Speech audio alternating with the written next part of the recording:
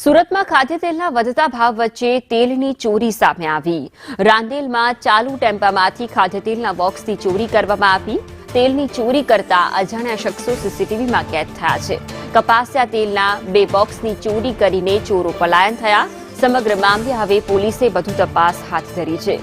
કેવી modus operandi ચોર તરફથી અપનાવવામાં આવી અને ખાદ્ય તેલના બોક્સોની ચોરી કરવામાં આવી તે સમગ્ર ઘટના સીસીટીવીમાં કેદ થઈ છે, જેના આધારે હવે પોલીસે આગળની કાર્યવાહી શરૂ કરી છે।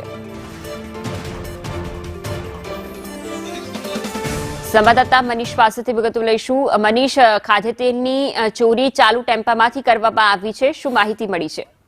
જી બિલકુલ, વાત કરીએ જે પ્રમાણે અત્યારે તેલના ભાવો વધી રહ્યા છે, સતત મોંઘવારીનો માર વધી રહ્યો છે, ત્યારે સુરત શહેરમાંથી અત્યારે તેલના ડબ્બાની ચોરીની ઘટના સામે આવી છે। રાંદેર વિસ્તારમાં જે ચાલતો ટેમ્પો છે તેની અંદરથી આ તેલની ચોરી કરવામાં આવી છે।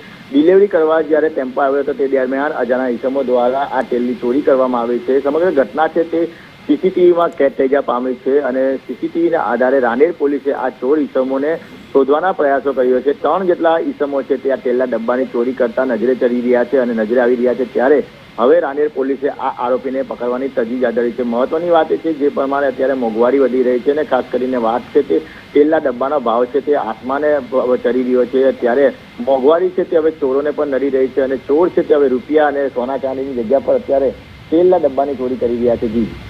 જી મનીષ, આભાર વિગતો બદલ।